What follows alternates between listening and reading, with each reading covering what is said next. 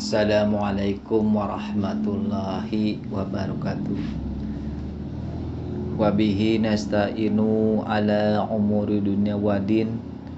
Wassalatu wassalamu ala mursalin wa ala alihi wa syobihi ajmain.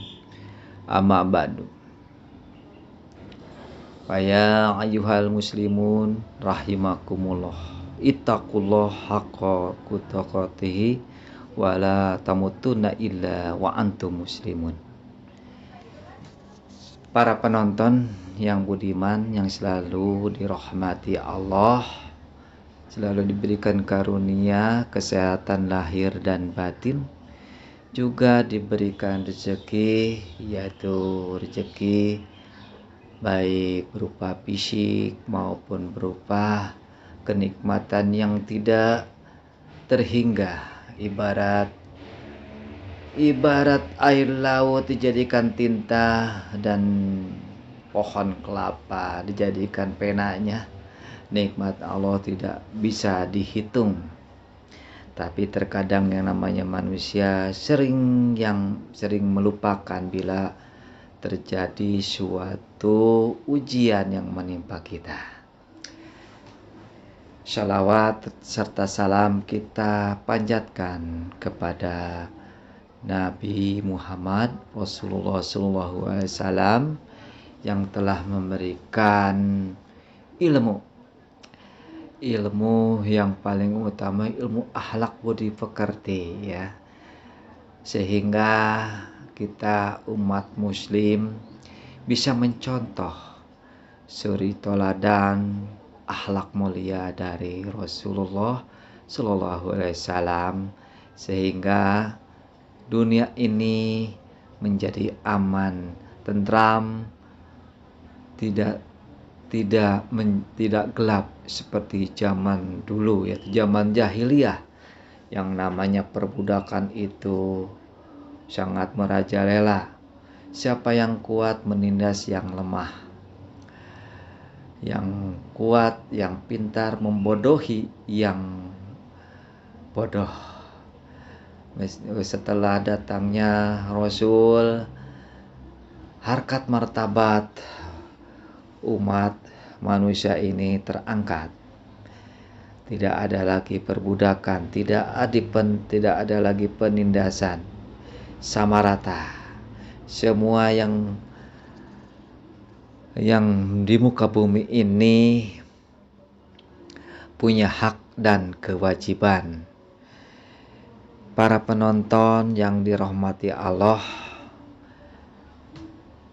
Abah selalu mendoakan agar para penonton selalu diberikan kebahagiaan,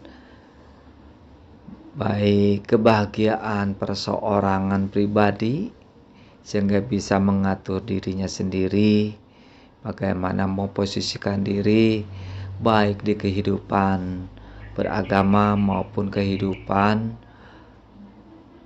sosial. Karena agama Islam mengajarkan dua sisi, hablum minallah dan hablum minanas. Ini sangat keterkaitan, tidak dapat dipisah-pisahkan. Karena penjabaran dari agama Islam ini apakah bisa diterapkan dalam kehidupan sehari-hari? Bagaimana kontak sosial dengan manusia?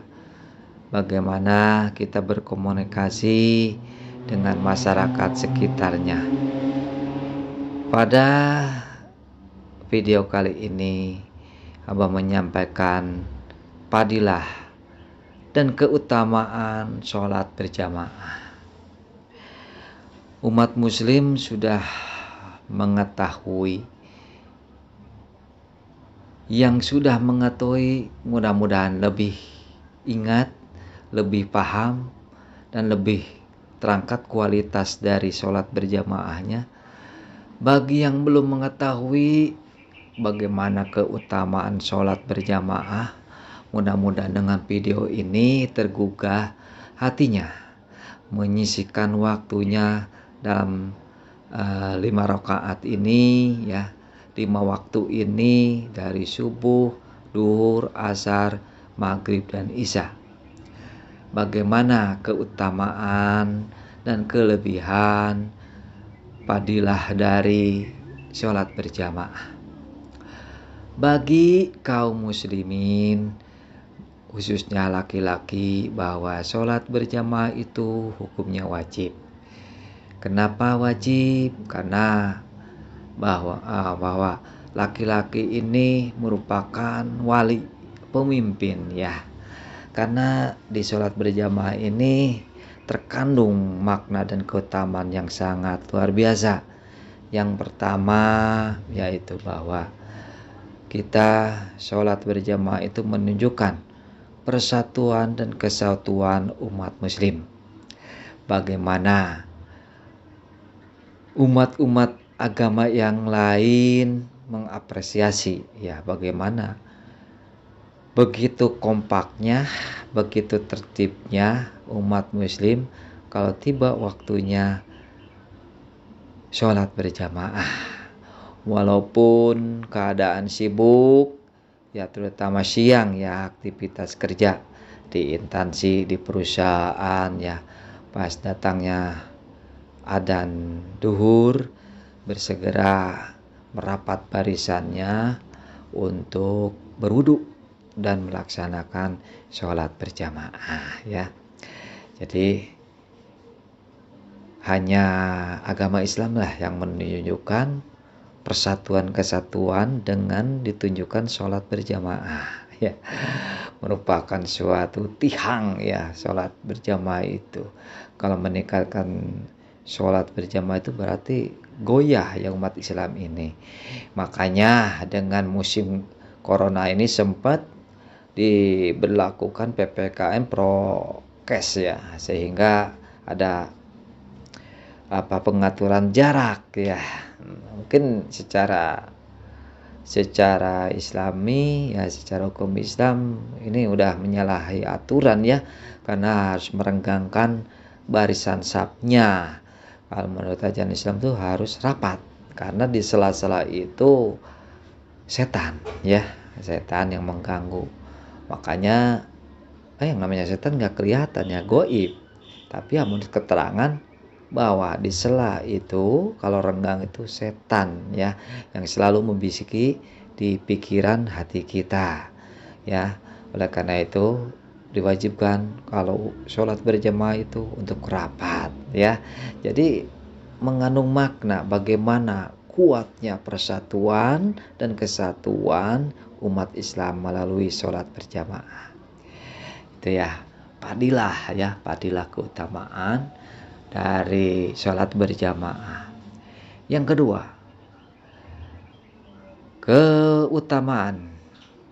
Nah, keutamaan dari sholat berjamaah bisa menunjukkan bahwa dengan sholat berjamaah itu akan lebih khusyuk ya, akan lebih khusyuk dalam melaksanakan sholat berjamaah ini. Kenapa? Karena dilaksanakannya di masjid ya, di masjid, di tempat yang suci ya, bumi Allah ya, bumi Allah, dan ada imamnya yang memimpin sholat tersebut. Akan mamu-mamunya akan mendengarkan alunan bacaan Quran dari imamnya ya. Baik mulai Al-Fatihah ya, terus surat-surat pendek ya, terus ketika kita ruku sujud ya, dengan komando ya, dengan komando atau perintah dari imam ya. Di sana terletak bahwa sholat berjamaah ini kekhusyuan akan didapat ya, karena dikomandoi ya, ada seakan-akan ada yang mengingatkan ya, dengan mengucapkan Allahu Akbar, sami Allahu liman hamidah begitu ya. Tentu dengan syarat juga, jadi makmum juga ya harus dari hati juga sambil mendengarkan, sambil mengartikan ya dari setiap bacaan-bacaan dari imam ya, juga bacaan-bacaan pendeknya ya. Tentu akan didapat suatu kekhusyuan. Juga tempat yang kita laksanakan di tempat yang suci yaitu masjid ya. Keutamaan yang kedua ya, keutamaan yang ketiga yaitu bahwa sholat berjamaah itu keutamaan menurut keterangan mendapatkan pahala 27 ya, 27 pahala ya, dibandingkan dengan munfarid dengan sendirian ya. Kalau sendirian satu ya. Ini ibadah sholat berjamaah ini udah dicontohkan oleh Rasul dan sahabat-sahabatnya ya. Jadi kalau kita mencintai sunnah-sunnah Rasul, maka kita bagian dari umat Islam. Kalau sebaliknya, kalau kita tidak mencintai imamnya ya Nabi Muhammad SAW, berarti kita tidak termasuk umatnya ya. Begitu kita meninggal dunia, pasti akan ditanya di akhirat nanti, man rabbuka wa imamuka. Mungkin dari pertanyaan itu, kalau kita tidak dijabarkan dalam keseharian, imam kita komputer, imam kita bursa efek, imam kita Bapak Presiden, imam kita Mick Jagger atau yang lainnya lah. Tapi kalau kita sering mendawamkan, melaksanakan tiap 5 waktu ya, 5 waktu, jadi ada makna bahwa sholat 5 waktu ini hasil dari negosiasi Rasulullah SAW dengan Allah, bahwa